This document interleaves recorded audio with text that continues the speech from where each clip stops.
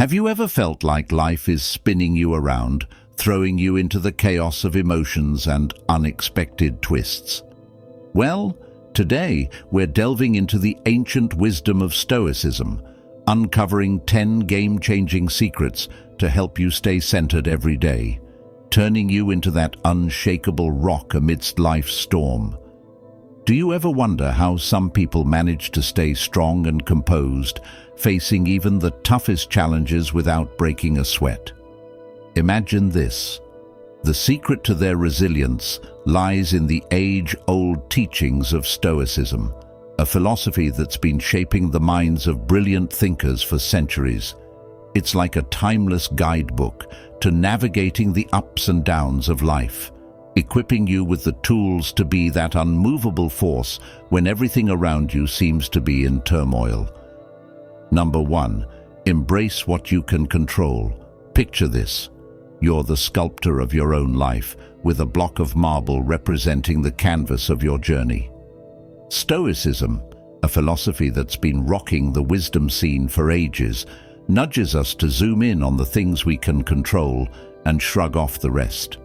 It's like having a remote control for your reactions to life. The legendary Stoic, Epictetus, we cannot choose our external circumstances, but we can always choose how we respond to them. Think of it like this. Life throws stuff at us, right? Just like that block of marble. Now imagine you're armed with a chisel, sculpting away at the marble.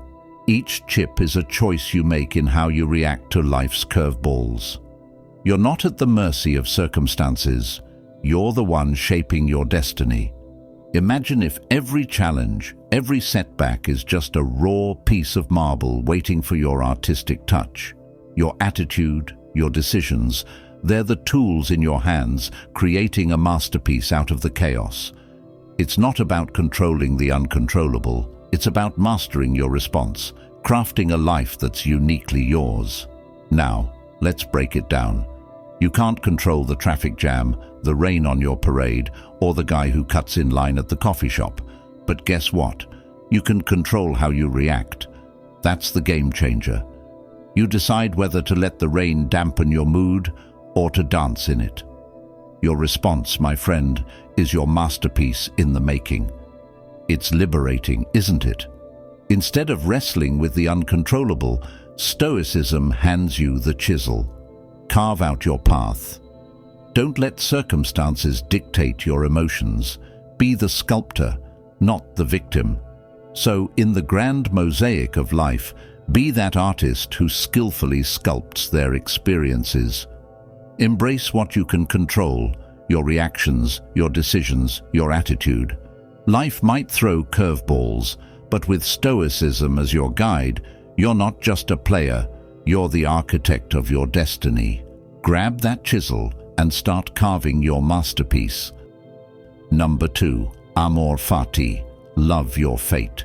Embrace your fate with open arms. This is the wisdom Seneca, one of the big shots in Stoicism, drops on us. It's like a mantra, amor fati, the love of fate. But what's it really about? Well, it's not just about nodding and accepting whatever life throws at you. It's about cradling it in your arms, loving it, and finding the deep cosmic meaning in every twist and turn of your journey. Think of it like this. Life's challenges aren't roadblocks trying to trip you up.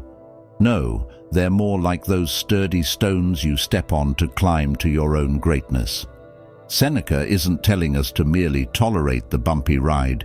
He's nudging us to embrace it, hug it tight, and see it as an essential part of our grand adventure.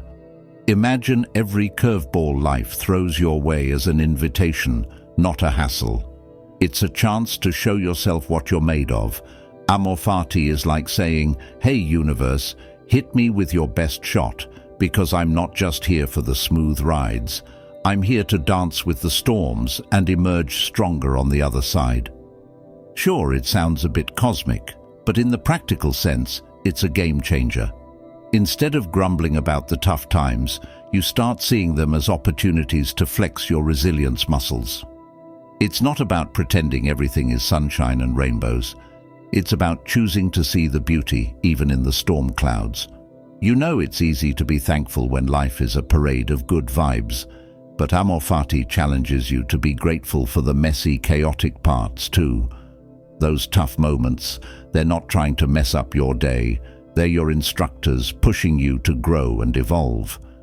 So the next time life throws you a curveball, catch it with a smile. Embrace your fate like a long-lost friend, because in every stumble, in every challenge, lies a chance for you to step into your own greatness. Life's not a straight highway, it's a winding road, and Amor Fati is the secret sauce that turns every twist into a step towards your own epic journey. Number 3. Memento mori, remember death. Memento mori, a Latin phrase that translates to remember death. Now, I know it might sound a bit dark and gloomy at first, but bear with me. The Stoics believed this concept could be a game changer. Picture this. You're going about your daily routine, caught up in the hustle and bustle of life. The Stoics would say, hold on, pause for a moment, and remember that life is fleeting. Sounds heavy, right? Well, that's the point. Imagine you're chilling on the couch, scrolling through your phone, contemplating whether to pursue that dream of yours or put it off for later. Here's where memento mori kicks in. The Stoics, like the wise Marcus Aurelius, remind us with a gentle nudge, hey buddy, you could kick the bucket any time, seriously, right now. Now, I'm not saying this to scare you, quite the opposite. It's about liberation. Knowing that our time on this spinning rock is limited, the Stoics argue that it's a wake-up call, a motivator to kick procrastination to the curb. Think about it. If you knew you had just one day left, how would you spend it? What dreams would you chase? What words would you speak? And what thoughts would occupy your mind?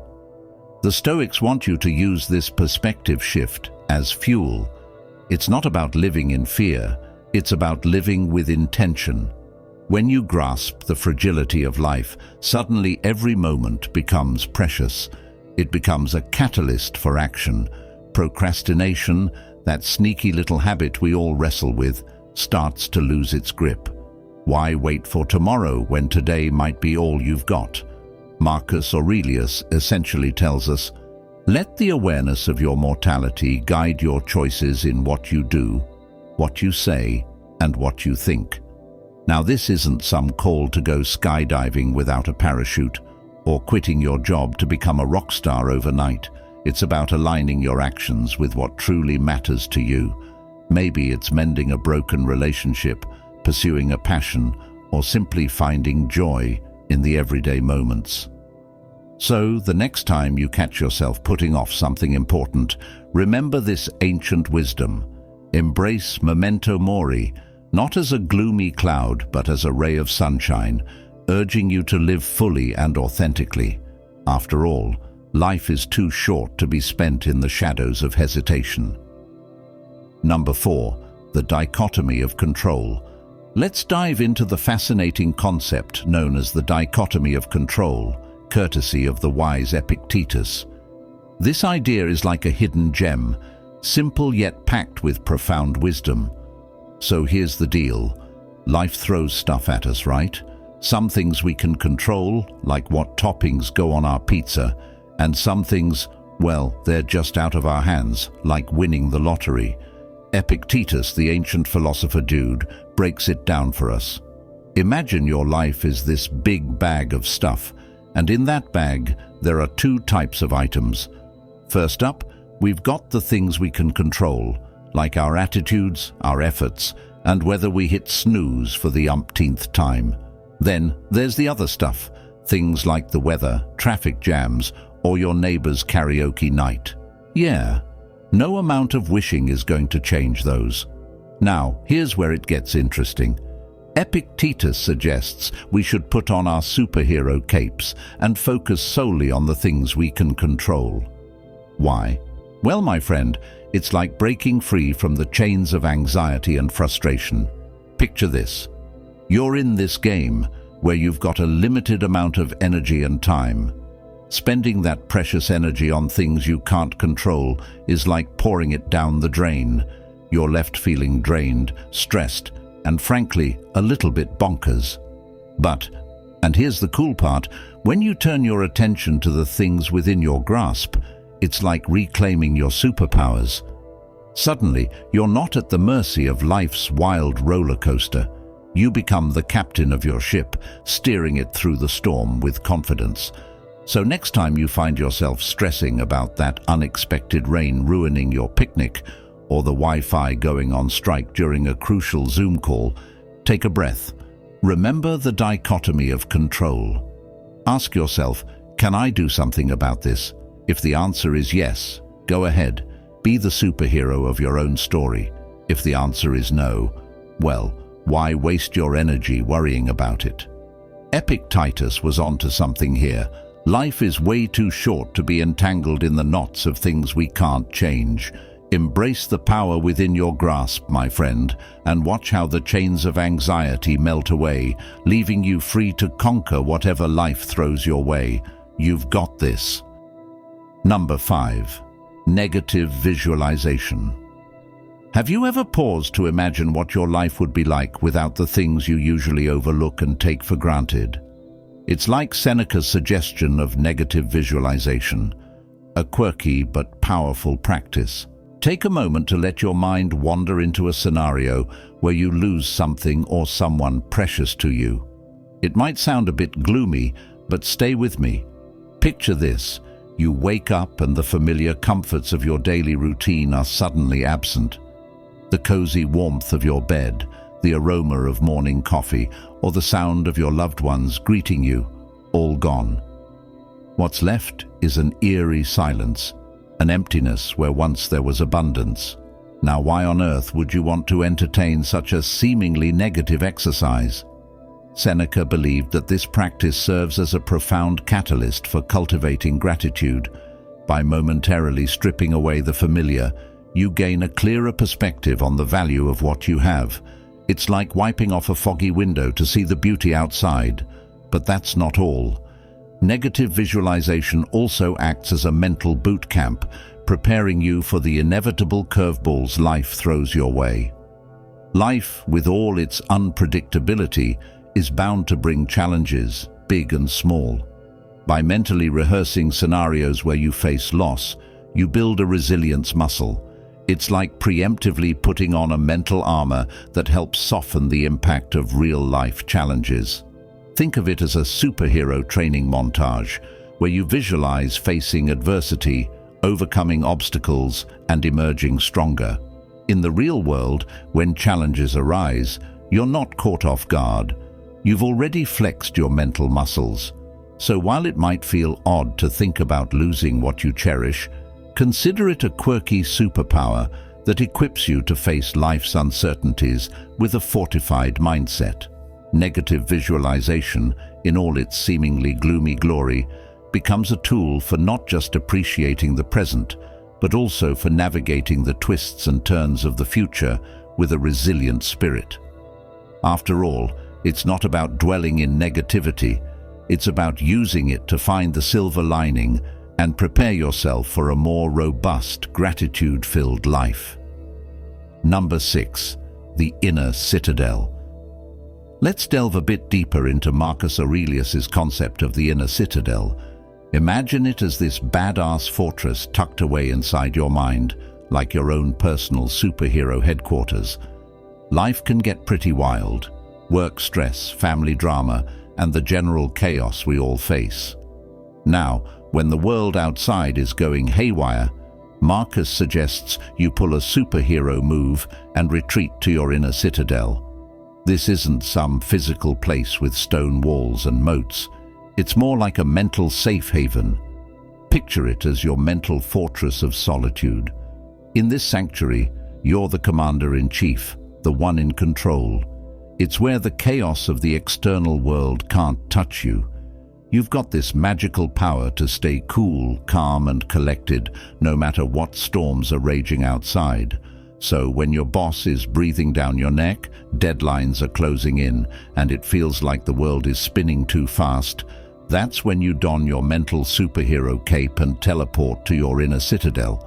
It's a place where you can take a breather, assess the situation, and decide how you want to respond. No external craziness can break through your mental force field. You see, Marcus Aurelius isn't just talking about finding a quiet spot to chill. He's giving you the keys to your own mental fortress, your inner strength hub. It's like having a secret power-up that keeps you zen in the face of chaos. Picture it as your own personal superhero transformation, from stressed-out mortal to the calm, collected and super-capable hero of your own story. In the inner citadel, you're not just surviving the storm, you're thriving in it. It's a mental dojo where you master the art of keeping your cool when everything else is in chaos. So the next time life throws a curveball your way, remember Marcus's wisdom and retreat to your inner citadel. It's not an escape, it's a strategic move to face the world with your mental superhero powers fully charged. Number 7. Practice detachment. Let's dive into the art of practicing detachment, a gem that Stoicism bestows upon us. Picture this: you're sailing the unpredictable seas of life, and Stoicism hands you a life jacket called healthy detachment. It's not about being indifferent or aloof. It's about holding your worth within, untouched by the storms of external opinions. In the grand arena of Stoicism whispers, "Hey, your value isn't up for debate in the court of others' opinions." Imagine Epictetus, the Stoic maestro, pulling you aside and saying, "You've got this superpower to not get worked up about stuff and keep your cool intact." Let's break it down. Detachment doesn't mean living in a bubble, oblivious to the world around you. It's more like having Teflon-coated emotions. Things may come your way, but they don't stick. External outcomes, the wins, the losses, the applause, and the criticism, they're like passing clouds. Stoicism nudges you to anchor your self-worth internally, immune to the external storms. Epictetus, the OG Stoic mentor. You can totally choose not to have an opinion about something and not let it mess with your vibe. Think about it. You're scrolling through the tumultuous sea of social media, stumbling upon opinions and judgments left and right. Stoicism hands you a mental shield and says, "You're the gatekeeper of your peace. Let it all slide and maintain your serenity." Now, let's put it in everyday terms. Imagine you're at a family gathering and Aunt Susan disapproves of your career choices. Instead of letting her words be the dark cloud that ruins your day, Stoicism hands you a mental umbrella. You acknowledge her opinion, but don't let it rain on your parade. Why? Because your worth isn't tethered to Aunt Susan's approval rating. It's like having a backstage pass to the concert of life. You watch the show, enjoy the vibes, but when the critics start their review, you're already sipping your post-concert latte unfazed. Stoicism isn't about being stoic-faced. It's about having a heart that beats to its own rhythm, impervious to the external noise. So, my friend, practice detachment like a daily ritual. Embrace the superpower to hold no opinion, and let the waves of life crash around you while you stand firm, your state of mind untouched. Stoicism gifts you the freedom to dance through the storms, knowing your worth is an internal flame that no external wind can extinguish. Number 8. Act justly, speak kindly, think sincerely. Seneca's wisdom echoes through time with a straightforward yet powerful counsel. Act justly, speak kindly, think sincerely. Now picture a life where every move you make, every word you utter, and every thought you entertain resonates with virtue. It's more than just a good way to live. It's a roadmap to becoming a lighthouse of integrity, casting light and inspiration upon those in your orbit. In the grand tapestry of existence, your actions are the threads that weave the narrative of your character. Acting justly means navigating the labyrinth of choices with a moral compass, making decisions that align with the principles of fairness and righteousness.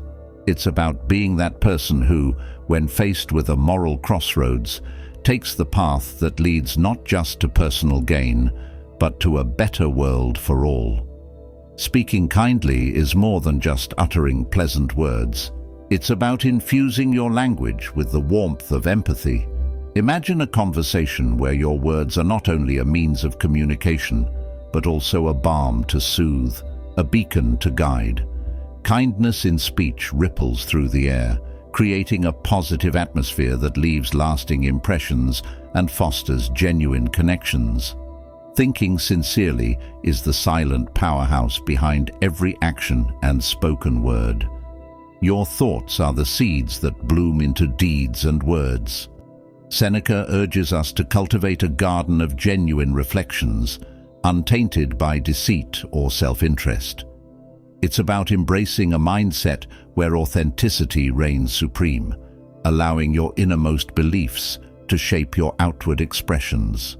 By embodying these principles, acting justly, speaking kindly, thinking sincerely, you transform into a living testament to virtue. You become a beacon of integrity, radiating a magnetic energy that draws others toward a higher standard of living. Your life becomes a silent sermon, teaching through example rather than rhetoric. In a world often plagued by chaos and discord, imagine the impact of individuals who adhere to Seneca's timeless advice. They become not just influencers, but architects of a society built on the pillars of justice, kindness, and sincerity.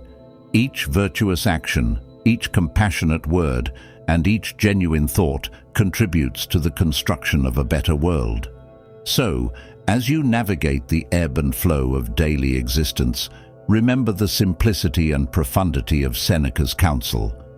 Act justly, speak kindly, think sincerely, and watch as your life transforms into a masterpiece of virtue, inspiring those around you to embark on their own journey toward a more meaningful and compassionate existence. Number 9. The power of now. In the hustle and bustle of our daily lives, it's easy to get lost in the memories of the past or worry about the uncertainties of the future. But here's a nugget of wisdom from the ancient Stoic philosopher Epictetus that's like a flashlight in the dark, the power of now. Picture this. You're sitting at your desk, lost in thoughts about that embarrassing thing you said last week.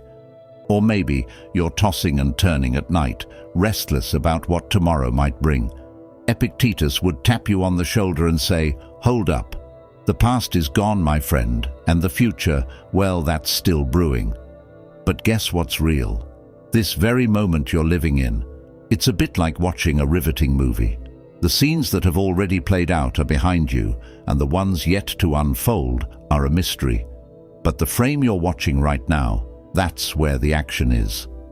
Epictetus urges us to be the director of our own show, to seize the spotlight and embrace the present moment because in truth, it's the only thing we can call our own. Think about it. The past is like a closed book. You can't rewrite its pages or tear them out. The future, on the other hand, is an unread manuscript. You can dream and plan, but you can't flip ahead to see what's coming. But this moment, the now, is an open page waiting for your pen. It's where you can make decisions, take actions, and shape your story. So why waste it on yesterday's stumbles or tomorrow's maybes? Epictetus challenges us to look around and feel the pulse of the present, to savor the flavors of the now.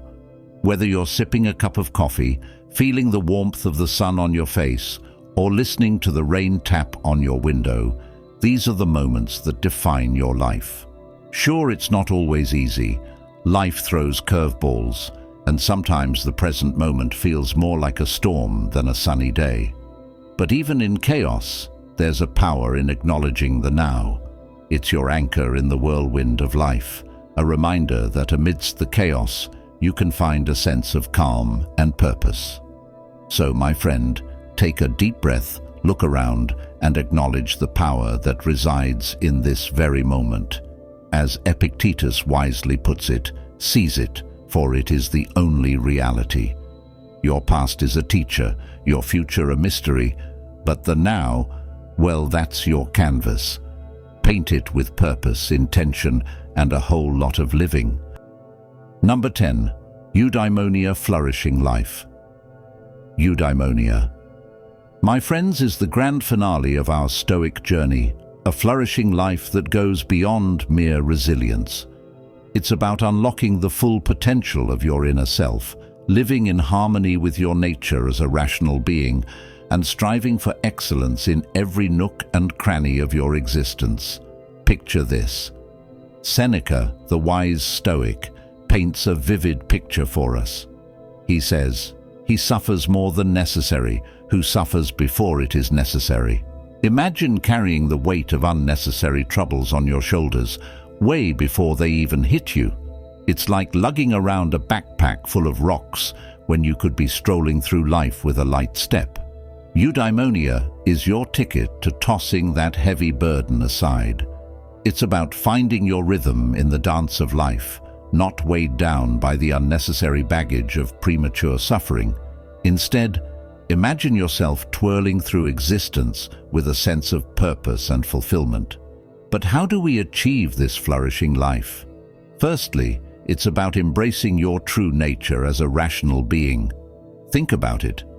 We're not just creatures of instinct reacting to every stimulus like programmed robots. No, we're rational beings with the power to think, reflect, and choose. Eudaimonia is about tapping into that power, making decisions that align with your values and aspirations. Next, pursue excellence in every facet of your life. It's not about being perfect, it's about giving your best effort. Whether it's in your relationships, your work, or your personal growth, strive for excellence. Seneca didn't say, "He suffers more than necessary, who suffers before it is necessary for nothing." Excellence is the antidote to unnecessary suffering. Imagine waking up each day, not just going through the motions, but actively seeking ways to make your life richer, deeper, and more meaningful. That's the essence of eudaimonia, a life in full bloom. So my fellow seekers of a flourishing life, let eudaimonia be your guiding star. It's not a distant dream, but a tangible reality within your grasp. Embrace your rationality, pursue excellence, and remember Seneca's timeless wisdom. Don't burden yourself with unnecessary suffering. Instead, let your life flourish like a garden in full bloom, each day more vibrant and fulfilling than the last. Conclusion. So, my friends, as you embark on this journey into the heart of Stoicism, remember that being the rock in the storm is not about avoiding challenges, but facing them with the unwavering strength that lies within. Let these Stoic secrets guide you toward a life of self-focus, resilience, and the profound joy that comes from mastering your own mind. As Marcus Aurelius once said, "Very little is needed to make a happy life. It is all within yourself, in your way of thinking." Now go out there and be the rock. Thank you for joining me on this expedition into the heart of Stoicism. If you found these lessons valuable, don't forget to like, subscribe, and share the wisdom with your fellow travelers on the road to self-discovery. Until next time, may the Stoic principles guide you, and may you always find strength in the face of disrespect. Stay resilient, stay stoic.